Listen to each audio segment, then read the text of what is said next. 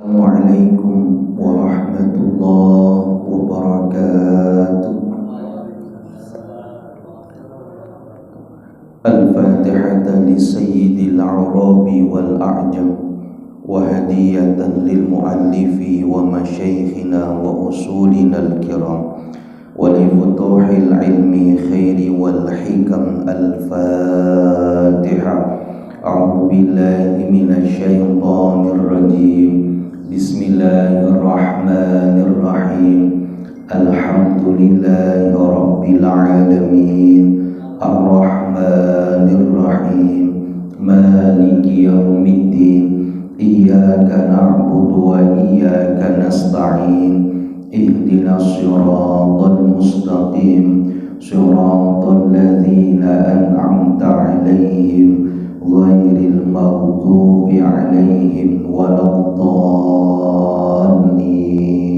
Amin.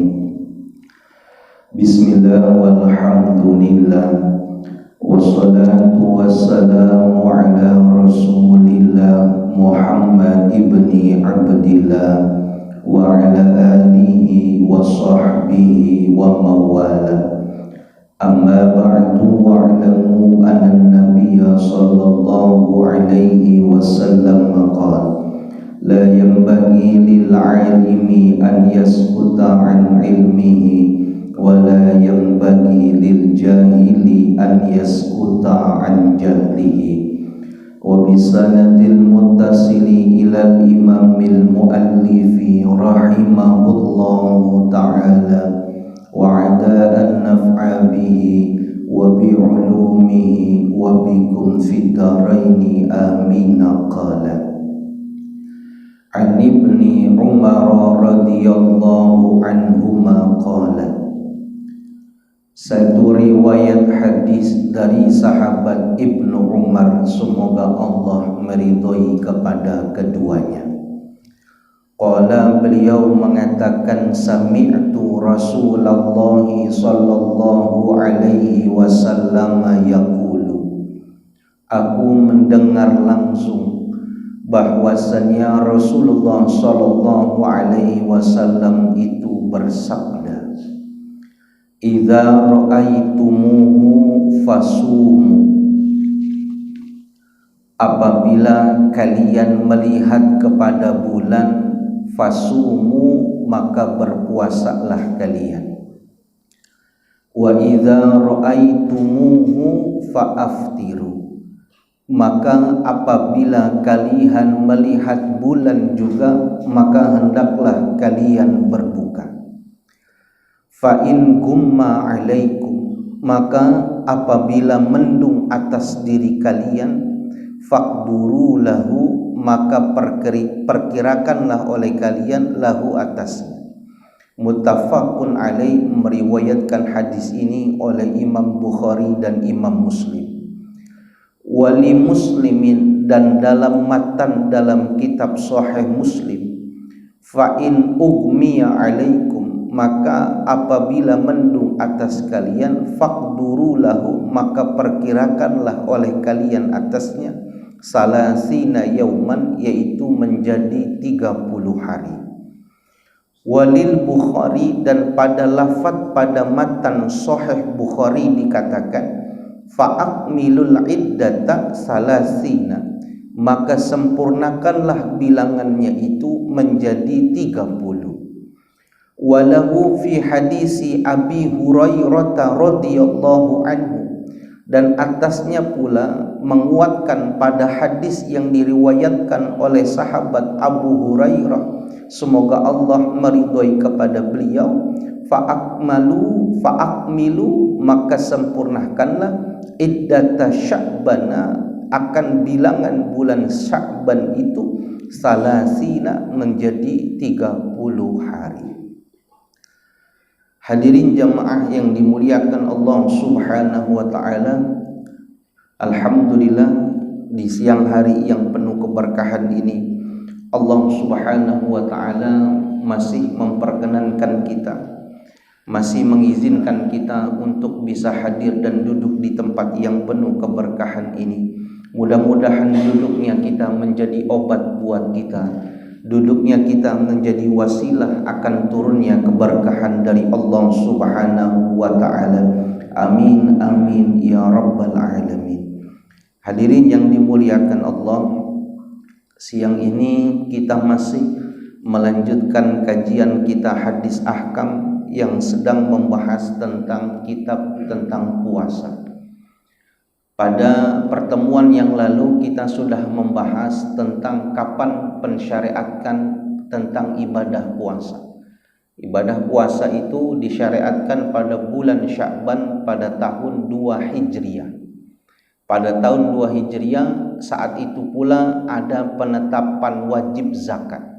Dan pada 2 Hijriah itu juga ada penetapan tata cara pelaksanaan sholat jenazah dan beberapa hukum-hukum lainnya.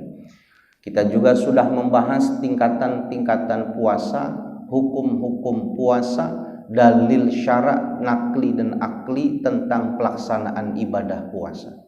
Bagi yang belum mendengar bisa lihat di YouTube yang belum tayang karena masih diedit.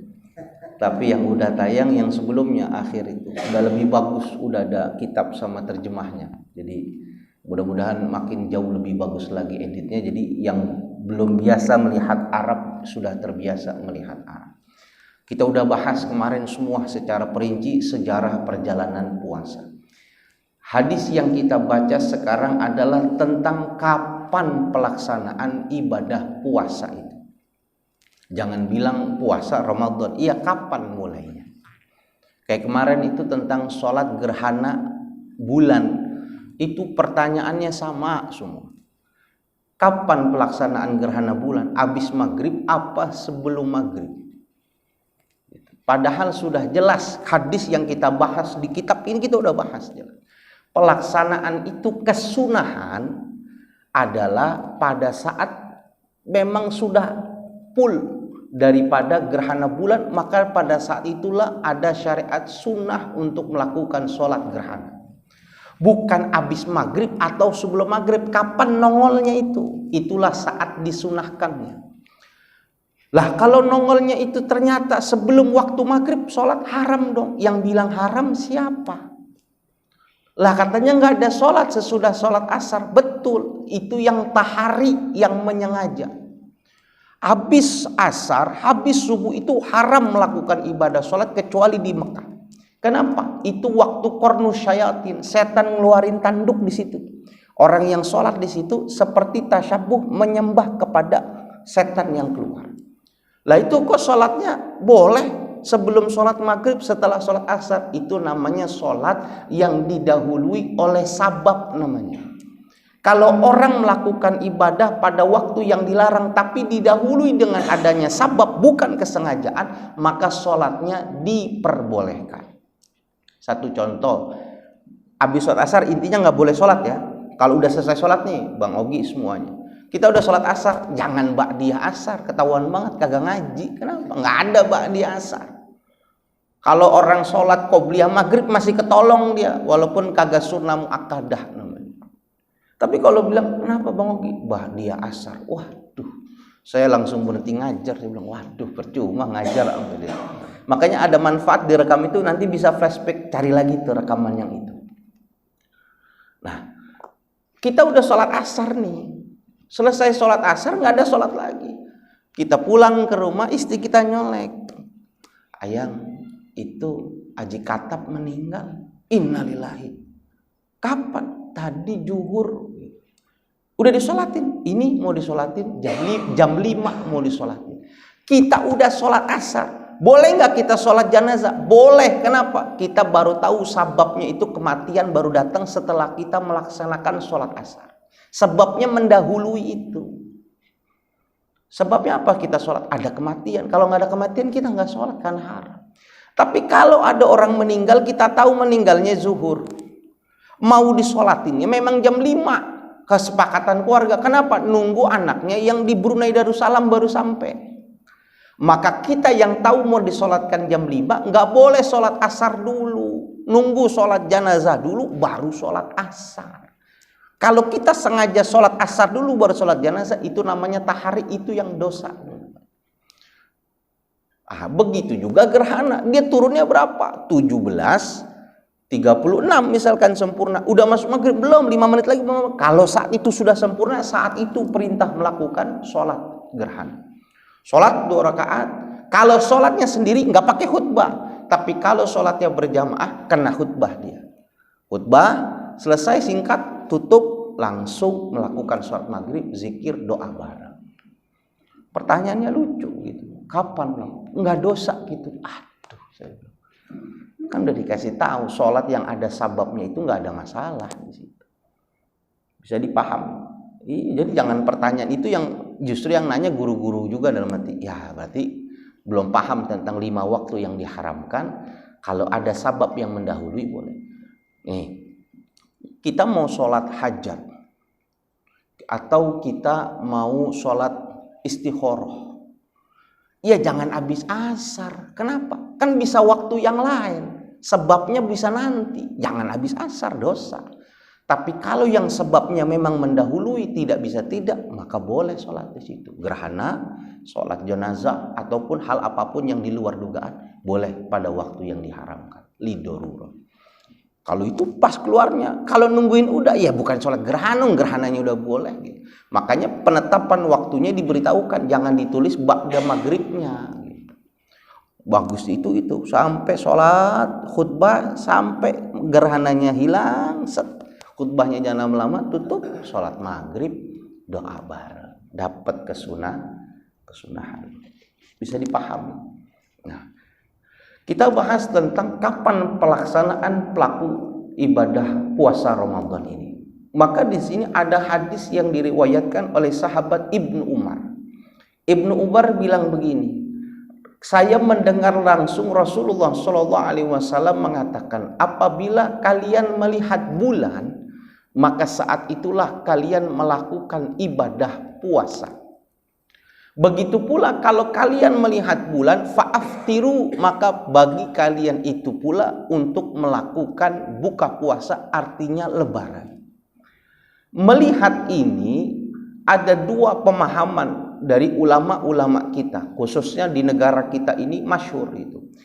Ada ulama mengatakan melihatnya itu langsung dengan kedua mata kita. Baik itu dengan menggunakan mata telanjang ataupun menggunakan teleskop dan lain sebagainya. Orang-orang dulu memang menggunakan mata yang sudah terlatih, dengan menggunakan kayu yang dimiringkan dia bisa melihat. Kenapa? Matanya sudah terlatih, sudah terbiasa. Maka nggak boleh yang melihat bulan itu orang-orang biasa, nggak boleh. Pak Asep melihat bulan gitu, ya belum tentu. Kenapa? Paham nggak bulan? Jangan-jangan yang dilihat bukan layangan yang mau putus. Wah, ini layangan, nggak bisa. Jadi memang sudah terlatih jaraknya, kemampuannya udah terlatih. Nah, orang berbuka puasa, orang melakukan puasa itu dengan melihat bulan dengan kedua matanya. Ketika ada orang mengatakan, wah iya saya sudah lihat bulan, maka kata Nabi, fasumu, besok sudah mulai berpuasa. Begitu pula ketika orang, wah saya sudah melihat hilal Syawal, maka besok waktunya berbuka, haram melakukan ibadah puasa. Ini yang memahami ru'yah itu dengan menggunakan kedua mata. Dan ini yang hampir jumhur ulama mengatakan itu yang benar. Tetap harus melihat dengan mata. Maka butuh hasil isbat. Kenapa? Kita nggak punya kemampuan buat melihat. Maka kita harus tafa'ul mengikut kepada pemerintah yang menentukan tanggal 1 Ramadan dan 1 Syawal. Ada yang mengatakan melihat itu tidak perlu dengan mata, tapi melihat perlu dengan ilmu pengetahuan. Tadi mohon maaf ada yang kelongkap satu. Bagi mereka yang mengatakan melihat dengan mata itu juga ada 2 versi. Apa? Mereka mengatakan baru bisa terlihat bulan itu kalau tingginya itu sudah 7 derajat. Kalau di bawah 7 derajat, maka tidak bisa kelihatan bulan.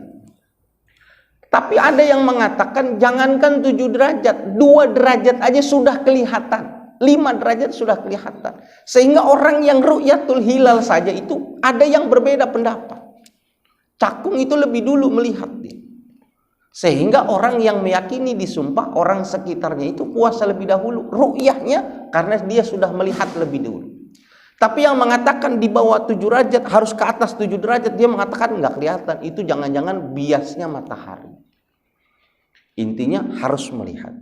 Nah, yang kedua mengatakan melihat itu tidak perlu dengan mata, tapi bisa melihat itu dengan pengetahuan, dengan ilmu. Inilah yang dikenal dengan hisab.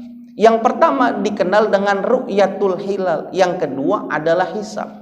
Kita sudah bisa ngitung. Ini tahun 2022. Tahun 2039, 40, 50 tahun ke depan bisa dihitung kapan datangnya 1 Syawal, kapan datangnya 1 Ramadan. Dengan apa? Dengan perhitungan hisab namanya. Orang-orang astronomi bisa ngitung tuh gerak bulan, masa per masa dia bisa hitung. Bagi ibadah sholat, hisab boleh dipergunakan dengan ihtiyat. Ini semuanya hisab ini.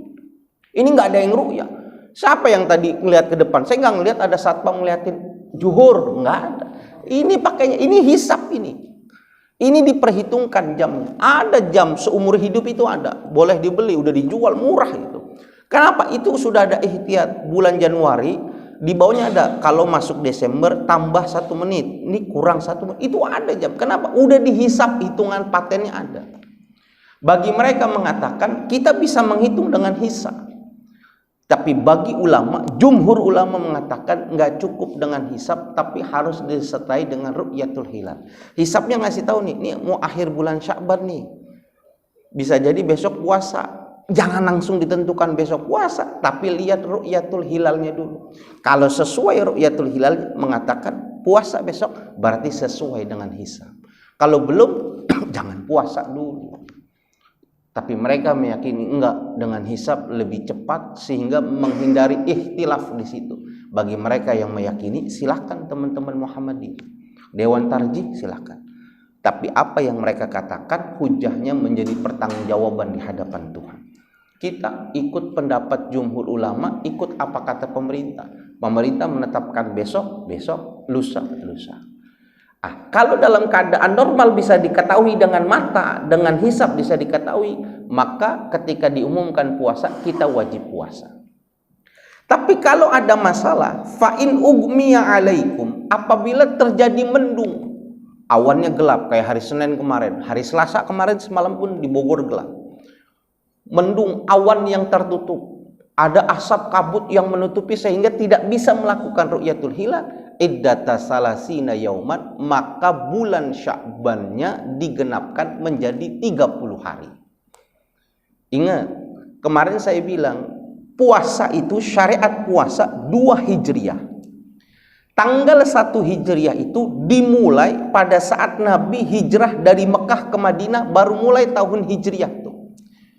Kalau Nabi tinggal di Madinah 10 tahun, sampai tanggal 10 Hijriah, karena Nabi wafat tanggal 10 Hijriah, kemarin berarti kalau syariat puasa 2 Hijriah, berarti Nabi puasanya berapa lama? Berapa lama? 9 tahun. Dari 9 tahun Nabi berpuasa, Nabi cuma melakukan puasa 30 hari 1 kali doang. 29 hari 8 kali puasa. Ini jadi patokan ulama, kalau puasa Ramadan itu umumnya 29 hari. Kalaupun terjadi 30 hari, itu sesuatu yang biasa terjadi. Nah, kenapa bisa berbeda 29-30? Pertama, memang kalender Arab itu cuma 2 jenisnya. Kalau nggak 29, 30 hari. Berbeda dengan kalender kita. Ada, kemarin saya bilang ada 28, 29, 30, 31. Di luar bulan Kabisat, kalau dibandingkan sama kalender kita, itu bedanya dalam 1 tahun sekitar 12 hari bedanya. Hijriah dengan Masehi itu bedanya 12 hari. Jadi kalau dibilang umurnya Imam Syafi'i itu cuma 54 tahun Hijriah, itu bisa jadi kalau Masehinya cuma 52 tahun. Kenapa? Bedanya sampai 12 hari. Nah, kenapa bisa 29-30? Pertama memang kalendernya 29-30. Yang kedua, dilihat dari bulan Sya'bannya. Ketika malam ke-29 dilihat bulan Sya'ban. Kalau sudah terlihat di bulan Sya'ban 29 hari, maka Ramadannya pasti 30 hari. Tapi di bulan Sya'ban nggak bisa kelihatan hilal. Wah, memang pekat, memang gelap, atau memang bulan tidak terlihat, maka digenapkan Sya'bannya 30 hari, pasti Ramadannya 29 hari. Jadi patokan kita ngitungin puasa nih, yang pengen buru-buru lebaran kan punya jam tuh, 30 hari kan ngitungin tuh kita. Kalau kita tahu Sya'bannya 30 hari, pasti puasanya cuma 29. Tidak ada puasa Ramadan di angka 28, apalagi 31, tidak boleh. Karena apa? Nabi cuma 29 ataupun 30. Paham di sini ya? Jadi perbedaan itu karena ru'yah sama hisab. Kita kan nggak melihat, ya udah. Kalau kita tidak melihat, maka cara yang lebih aman adalah kita ngikutin apa yang disampaikan oleh pemerintah. Karena dia pakainya dua, Pak. Dihitung dulu semuanya, baru dilihat ru'yatul hilal. Dari satu Indonesia itu ada beberapa nanti yang melihat. Nanti kita lihat di sini hadisnya. Kenapa yang lihat di Makassar kita yang puasa, di sini Jakarta? Nanti di sini dilihat semua. Makanya kita nggak boleh bilang disama-samakan. Itu lebaran sudah Saudi Arabia. Ya jangan sama, matlaknya udah beda. Kita sama Arab Saudi. Kalau kita ngikutin Arab Saudi lebarannya, berarti ngikutin juga puasa. Sekarang Arab Saudi lagi ngapain? Mau sholat subuh. Kita beda matlak. Kecuali pada negeri yang memang berdekatan, Malaysia. Nggak bisa kelihatan sama sekali. Di hari pertama nggak kelihatan. Tapi di Malaysia sudah kelihatan. Boleh tuh kita. Kenapa? Siklusnya nggak jauh. Tapi untuk skup sekelas Indonesia, dia punya matlak tersendiri yang sudah dibagi-bagi oleh Dewan Kemenak, Dewan Hakim yang paham, udah mensumpah. Memang dia memiliki ilmu dan kapabilitas buat melihat daripada ru'yatul hilal. Gak bisa gitu. Mohon maaf, kalian PLN diminta satu orang lihat bulan, ya nggak manfaat. Kenapa? Biasa ngelihat listrik sama meteran, nggak mungkin. Dia bisa kalau ngeliat meteran tahu nih, wah ini berarti yang kekuatannya berapa voltasenya. Tapi kalau bulan nggak bisa. Harus punya ilmu tersendiri gitu. Mana yang disebut bulan, mana yang disebut dengan bekas matahari dan lain sebagainya. An Ibni Umar radhiyallahu anhu maqala, dan hadis pula yang disampaikan oleh sahabat Ibnu Umar, semoga Allah meridhoi kepada keduanya, qala, beliau mengatakan, taro'an nasul hilala, banyak orang-orang yang melihat akan hilal. Fa akhbartu an Nabiy sallallahu alaihi wasallam, kemudian aku mengabarkan kepada Nabi Muhammad sallallahu alaihi wasallam, anni ra'aituhu, bahwasannya aku melihat daripada bulan. Fasoma, maka berpuasa Nabi, wa amaron nasa bisiyamihi, dan memerintahkan kepada manusia untuk berpuasa juga. Rawahu Abu Daud wa sahahul Hakim wa Ibnu Hibban, meriwayatkan hadis ini oleh Imam Abu Daud dan mensahihkan hadis ini oleh Imam Hakim dan Imam Ibnu Hibban. Ini hadisnya Ibnu Umar nih 2 kali. Ibnu Umar ngasih tahu kalau mau lihat kapan puasa, kapan berbuka, lebaran maksudnya, lihat dengan bulan. Kalau bulan terlihat, maka wajib berpuasa. Kalau bulan tidak terlihat, maka genapi Sya'ban 30 hari, puasa lusanya.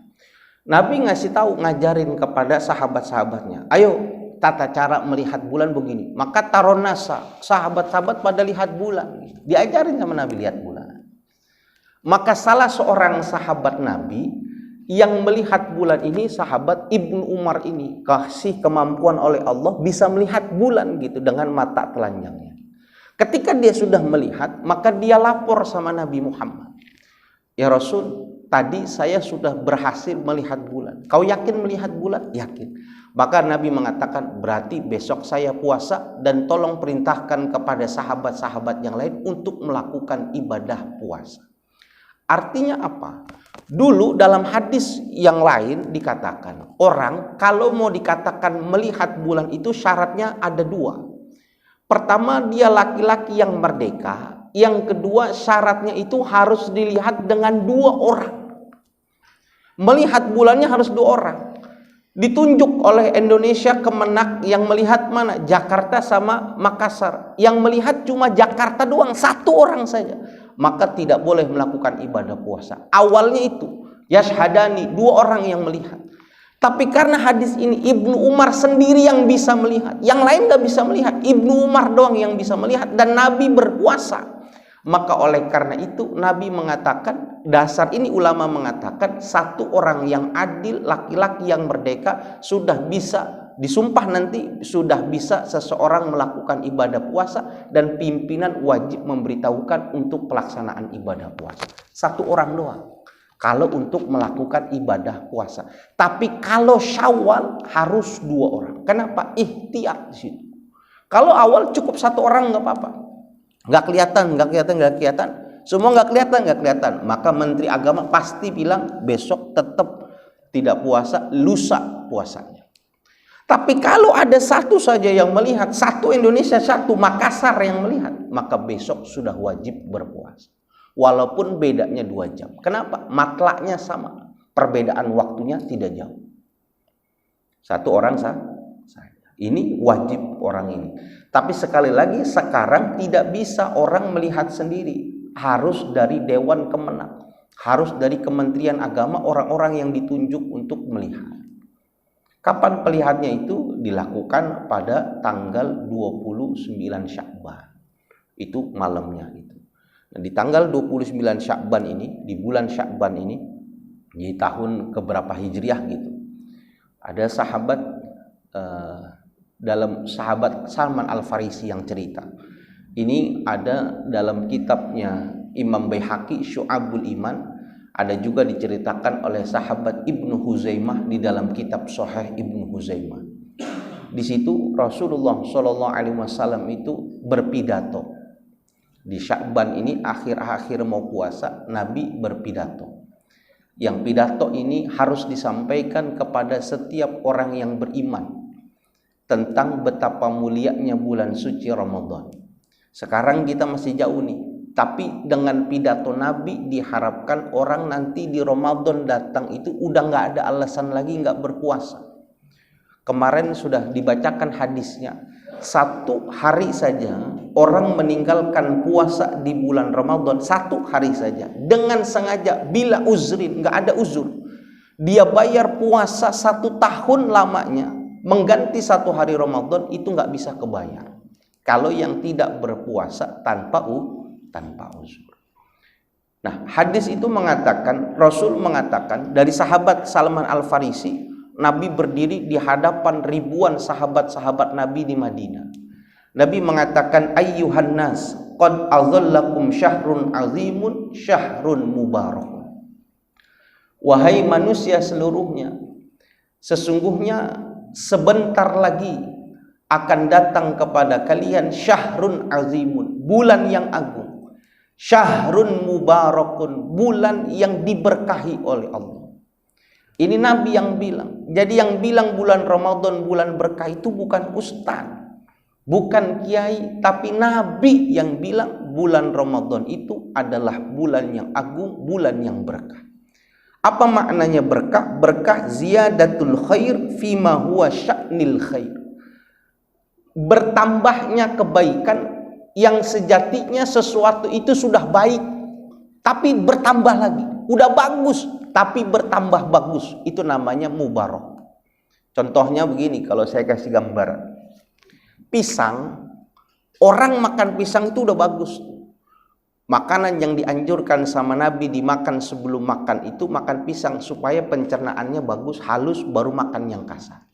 Jadi cuci mulut itu di depan, bukan di belakang. Kalau di belakang namanya ngotorin mulut. Udah cuci mulut masih makan lagi, itu kan kotor mulutnya. Pisang ini udah bagus nih, makan pisang nih, jangan sama kulit-kulitnya, pisang udah bagus. Tapi kalau pisang dikasih mentega, dibakar, dikasih susu, dikasih coklat, dikasih keju, enak apa enggak enak? Enak apa enggak enak? Itu namanya ziyadatul khair, bertambah kebaikan. Udah enak nih pisang, ditambah mentega, dibakar, kasih susu, kasih keju, kasih coklat, enak. Jangankan pisang, gagang pacul juga kalau dilapisin begitu, dijalatin, enak gak? Tapi enggak ziyadatul khair, kenapa? Gagang pacul, nggak bisa digigit. Ini pisang nih, pisangnya saja sudah bagus, tapi ditambah mentega jauh lebih bagus. Ziyadatul khair namanya, tambah kebaikan pada sejatinya yang sudah baik. Bulan Ramadan itu udah top, tapi Allah tambahkan top pada bulan Ramadan yang nggak diberikan kepada bulan-bulan yang lain, adanya cuma di bulan Ramadan. Kalau kata orang Betawi Banyol gitu, biji salak cuma di Ramadan doang jadi empuk. Di luar Ramadan keras-keras Bang Ipul biji salak, biar katanya direbus. Itu berkahnya bulan Ramadan. Kenapa di situ dikatakan bulan berkah? Syahrun fihi lailatin khairun min alfi syahrin. Karena di bulan Ramadan satu-satunya Allah ciptakan satu masa, satu waktu, satu malam yang orang bisa beribadah di situ, ganjarannya itu seperti orang yang beribadah 1000 bulan masanya. Jadi Nabi ini, Pak, saya ulangin lagi buat pemahaman kita, mudah-mudahan bermanfaat. Umur kita ini udah ditaker sama Nabi. Umur kita ini baina sitin wasab'in. Itu umur kita. 60 sampai 70 tahun. Itu umur umat Nabi Muhammad. Kenapa? Bandrolnya Nabi Muhammad 63 tahun. Jadi sekarang ada yang umur 90, itu bonus. Itu bonus. Ada yang sampai 100 tahun, itu bonus.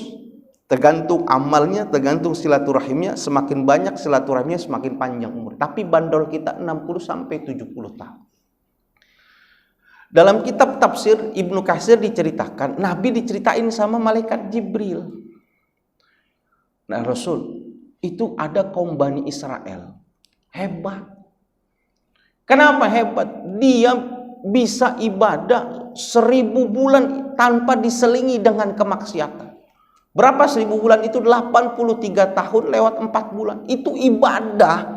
Sepanjang hari, sepanjang malam ibadah. Malamnya dia ibadah, paginya berpuasa, siangnya kerja. Enggak pernah ngeluh. Ibadah terus 83 tahun, 4 bulan.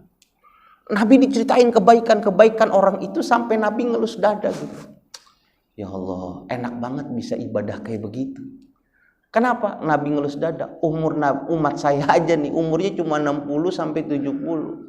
Itu juga ibadahnya, ya Allah, bentar lagi mau mati, mau pensiun baru ibadah. Berapa umur pensiun? 56 misalkan ya. Ya ibadah udah mepet, paling 9 tahun. Kalau bener ibadah. Kalau bener ibadah. Nabi ngelus gitu, ya Allah. Kadang Nabi sedih gitu, mikirin umatnya.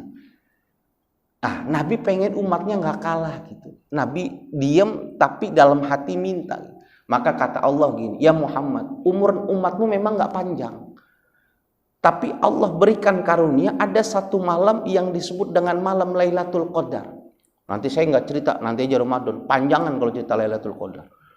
Ciri-cirinya disebutkan, tanggalnya disebutkan. Siapa yang bisa dapat malam Lailatul Qadar itu, maka dia seperti orang yang melakukan ibadah seperti orang tersebut selama 1000 bulan. Maka kata 1000 bulan ini dalam bahasa Arab penafsirannya ada 2. Ada yang disebut dengan tahdidan namanya. Tahdidan. Apa itu? Memang jumlahnya seperti itu. Jadi 83 tahun 4 bulan itu adalah 1000 bulan. Orang datang satu malam, dapat satu malam saja malam Lailatul Qadar.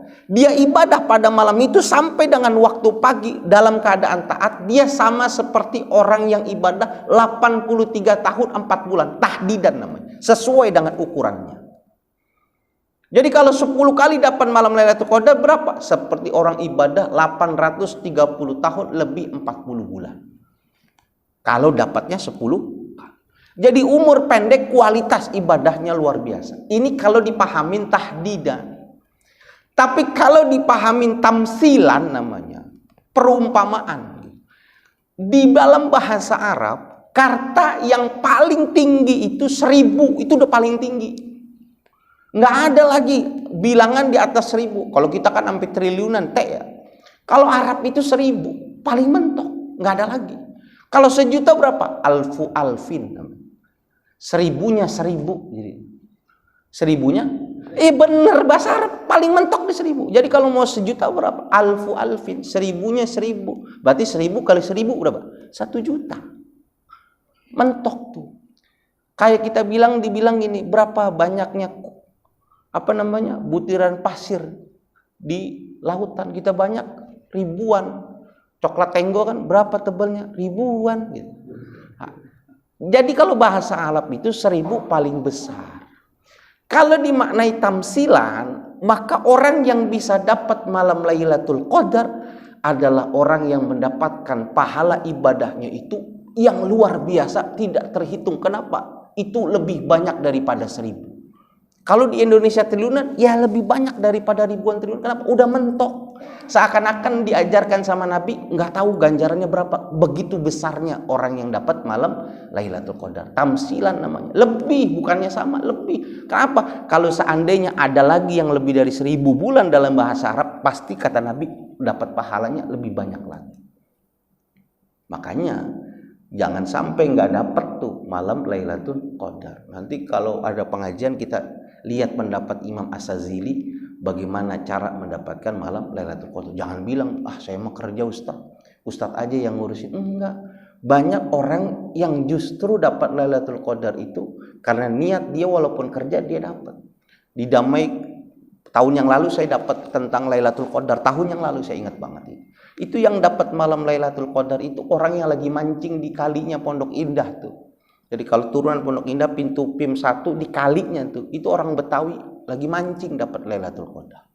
Dia lihat kalinya berhenti, ikan berhenti, udara sejuk, dia lempar pancingannya, dia pulang sholat, dia doa, minta anak-anaknya jadi keturunan ulama, jadi kiai. Alhamdulillah, jadi orang kaya, jadi kiai juga. Itu orang Hajinawi yang dapat. Jadi harus punya cita-cita, jangan bilang, udah dah, kita mengurusin kerjaannya, Lailatul Qadar mau buat kiai sama ustaz aja. Jangan. Pesimis banget, gak boleh. Barangkali lagi kita niat ibadah sambil nyapu, sambil zikir gitu sama Allah, Allah kasih. Wah, tenang nih. Ibadah dapat Lailatul Qadar. Lalu Nabi katakan apa? Ja'alallahu siyamah faridatan wa qiyamah lailati tatawwu'an. Allah jadikan siangnya itu wajib berpuasa. Siapa yang mengingkari akidah puasa kafir saat itu juga. Dan malamnya Allah jadikan sholat tarawih itu sholat sunnah. Ingat, sholat sunnah tarawih itu nggak sama seperti sholat sunnah lainnya, nggak sama. Kita, Bang Ipul, semuanya yang sudah biasa sholat tahajud, udah biasa nih sholat tahajud, satu ketika ketiduran, tahajudnya lewat gitu, maka besok paginya jam 8 boleh dikodos sholat sunnah tahajud, dia boleh. Kenapa? Ketinggalan, udah mulazamah, boleh. Tapi orang yang ketinggalan sholat tarawih nggak bisa dikodok besoknya.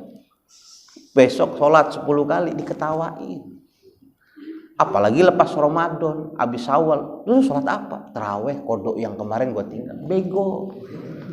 Kenapa? Adanya cuma di malam Ramadan doang.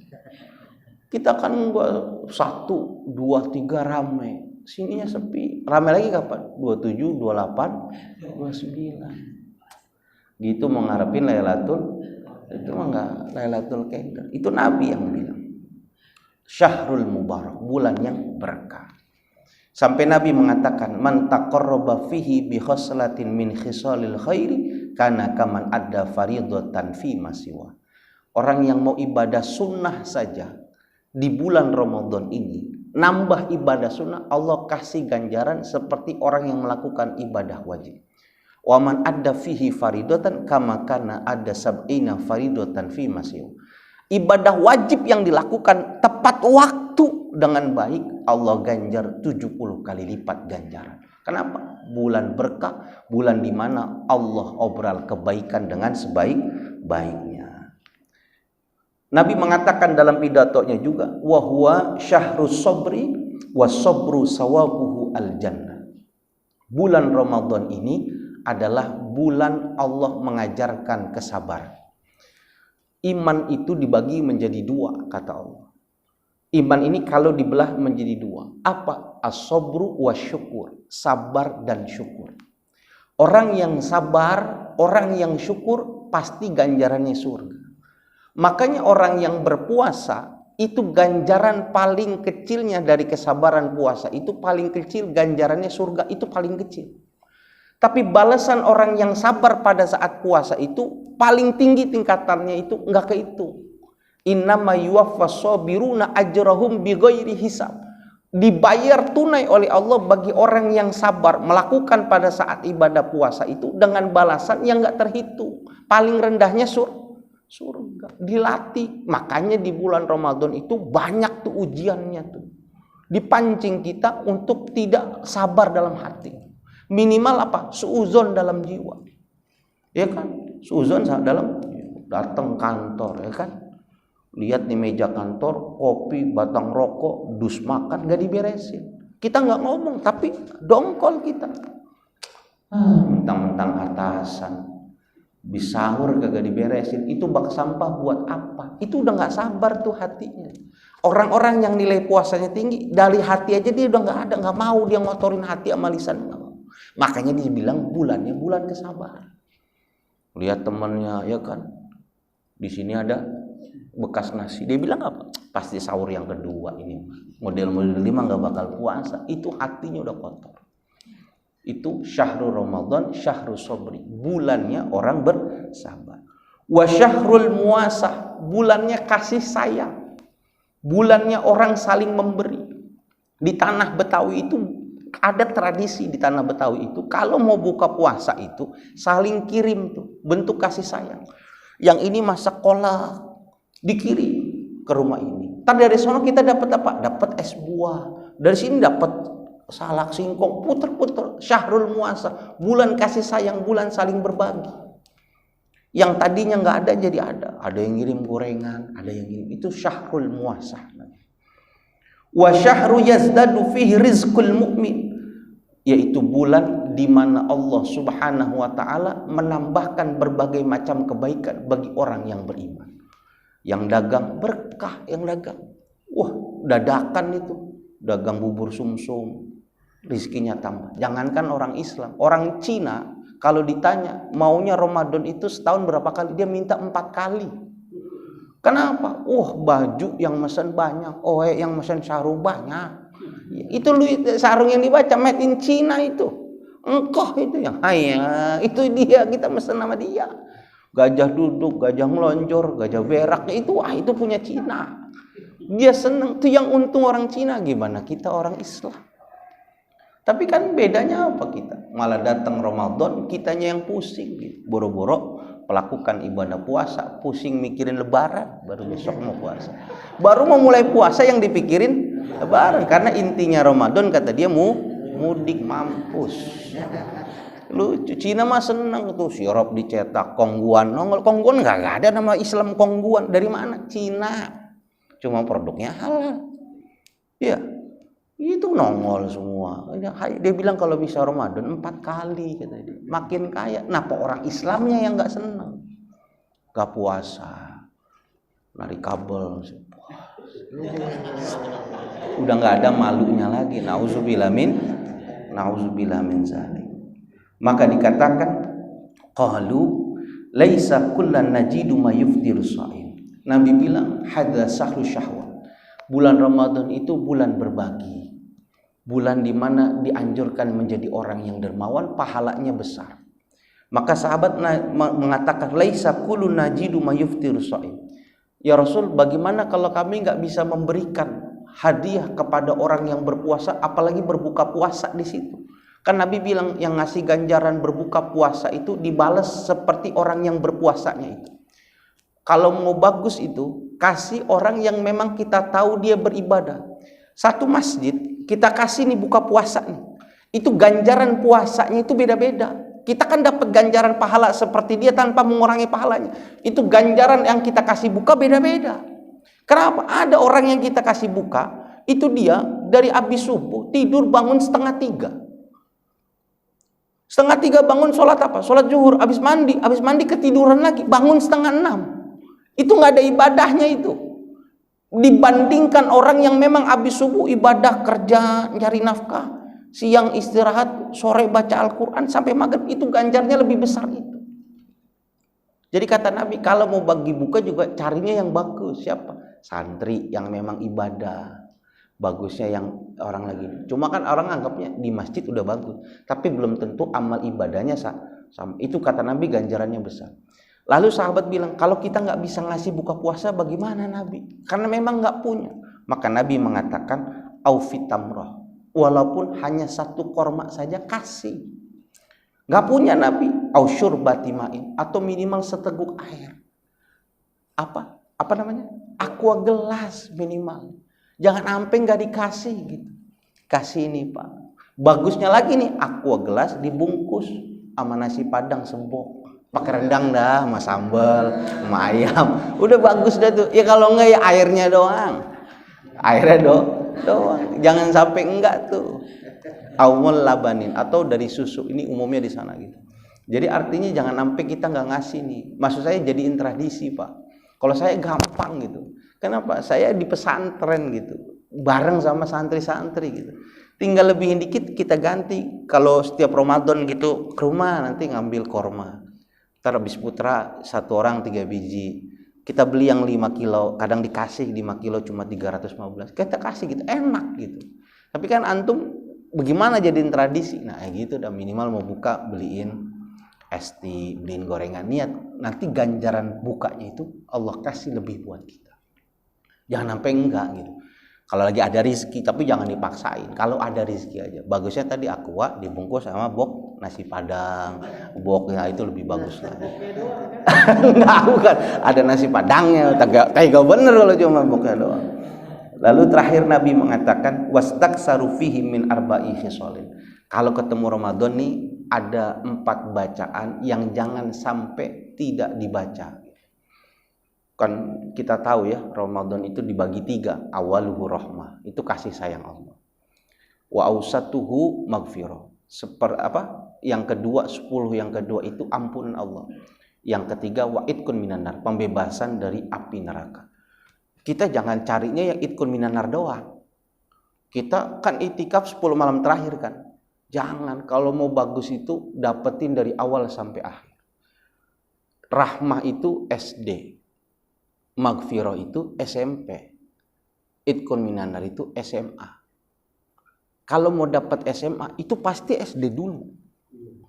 Ada gitu, enggak dah, saya mau langsung SMA aja gitu. Masuk kelas kira-kira goblok apa tolol? Goblok. Jadi orang yang jegatnya di 10 malam terakhir itu jarang yang ketemu. Kenapa? Dia nggak mempersiapkan dari awal. Orang datang dari motor langsung main bola gitu. Selesai main bola bukannya sehat, kram. Gak bisa ngangkat gayung, gak bisa kakinya gitu. Kenapa? Enggak pemanasan. Jadi malam itu udah dimulai niat datang Ramadan nih besok tata diri ya Allah. Saya niat ya Allah, malam mau saya pakai buat ibadah walau rakaat ini walaupun 2 malam. Pulang selesai taraweh, sebelum tutup sama witir gitu niatin dalam hati ya Allah, bangunin saya ya Allah. Saya mau melakukan ibadah sebelum sahur. Niat itu udah permulaan niat. Ini kagak gendrungnya, ayo sudah 10 malam terakhir penuhin masjid. Langsung SMA gitu. Ya susah nangkepnya. Giliran datang Lailatul Qadar, kita lagi tidur. Di masjid.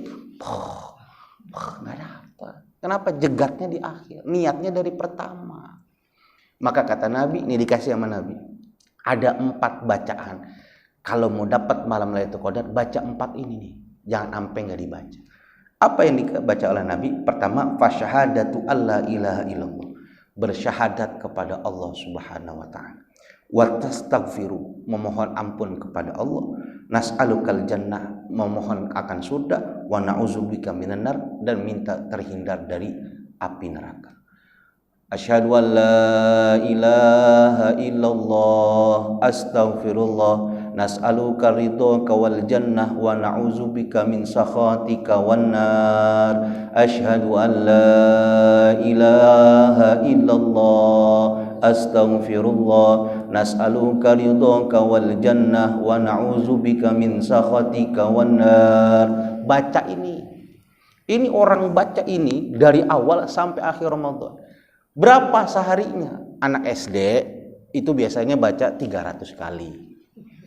Anak SD biasanya 300 kali. Kalau SMP itu biasanya bacanya 1000 kali. Kalau SMA itu biasanya 10.000 kali. Nah, Bapak apa nih? Perguruan tinggi kan? Nah, itu minimal 100.000 kali. Jangan kayak anak PAUD 100 kali. Itu PAUD yang baca 100 kali. Nah, nggak baca ini ngarep Lailatul Qadar, susah Pak. Bapak datang ke kantor ketok-ketok minta THR, bukan karyawan sini, dikasih apa ditendang? Ditendang. Nah ini Nabi harus nyampaikan kepada orang yang mau puasa supaya apa? Memperbaiki kualitas ibadah puasa. Kita masih jauh nih 6 bulan lagi. Jangan perkara yang kita udah bahas sebelumnya itu ada lagi gitu. Besok kita dibahas bagaimana orang yang mau puasa lupa niat. Lupa niat, kecapean, lupa niat. Apakah kita membatalkan puasa? Besok kita kasih tahu cara keluk-keluk. Bagaimana mensiasati dan lain sebagainya. Yang pasti rubah mindsetnya, jangan aduh Ramadan kerja keras, enggak. Kalau jadi atasan justru dia kurangin gitu. Wah kerjanya, misalkan gitu, kok yang punya tukang gitu. Oh iya datangnya boleh jam 8:30, pulangnya jangan jam 5, jam 4 sudah pulang. Kenapa? Dia paham itu buat ibadah di sini. Saya ulang lagi Pak, di tanah Betawi itu dagang itu cuma 11 bulan. Dagang itu cuma 11 bulan. Dagang kerja dia 11 bulan. Di 1 bulan Ramadan dia nggak mau dagang, mau ibadah. Masa kerja 11 bulan nggak bisa nyukupin 1 bulan? Dia kalau dagang dalam seminggu itu dagangnya cuma 6 hari. Yang 1 hari nggak dagang. Kenapa? Jumat itu Syahrul Mubarak. Siam Mubarak. Waktunya dia puasa, ibadah hari Jumat kalau dia nggak puasa. Dia nggak dagang. Dagang sampai Kamis. Mulai dagang lagi apa? Sabtu sampai Kamis. Masa iya kita kerja nggak apa-apa, yang penting jangan sampai nggak dapat kemuliaan bulan Ramadan. Bisa dipahami di sini. Besok kita bahas tentang bagaimana orang yang lupa niat puasa, sedangkan puasa itu wajib niat di malam hari. Yang kedua nanti kita tambahkan bagaimana orang keasikan sama istri, ya kan? Hubungannya habis sahur kan mepet ya sama subuh gitu, udah nggak sabar karena istri baru, dia hubungan di situ. Habis hubungan dia ngantuk, ketiduran dua-duanya, bangun-bangun jam 6:30, udah subuh terlambat, junub. Nah, bagaimana nih kasusnya dia? Bagaimana kah kasusnya? Nanti insya Allah pada pertemuan yang akan datang. Cukup, ada pertanyaan? Ya Pak Haji. Tapi itu ada juga yang aku bilang itu kalau misalkan mau puasa Ramadan sebetulnya itu mulainya dari Rajab gitu. Gimana Rajab Syakban? Dia mulai kita kayak gitu ya. Siap. Minggu lalu ada Pak Haji Murdo kan ya? Ada. Padahal di video yang minggu yang lalu saya bilang di situ. Nanti bisa dilihat di videonya begini. Ada kesunahan orang melakukan ibadah puasa sunnah. Ada anjuran ibadah puasa sunnah itu dilakukan ulama dulu itu 2 bulan sebelum Ramadan. Yaitu bulan Rajab, bulan Syakban disambung sama bulan Ramadan, disambung dengan 6 hari setelah Syawal. Ini tradisinya ulama. Kalau tidak bisa melakukan 3 bulan berturut-turut, minimal pada setiap bulan itu puasa 3 hari. 13, 14, 15 Rajab, 13, 14, 15 Syakban, Ramadan. Itu. Nah, kalau bagi orang yang tidak terbiasa puasa di 2 bulan itu, maka hukumnya makruh tahrim, nggak boleh. Puasa sudah melewati dari nisfu Syakban, nggak boleh malah. Mau puasa sehari 2 hari nggak boleh. Itu Yaumusyak kemarin yang saya jelaskan. Itu tradisi kesunahan. Bagi orang yang mau nyambut Ramadan dengan kualitas ibadah, ini benar. Niatnya dari Rajab.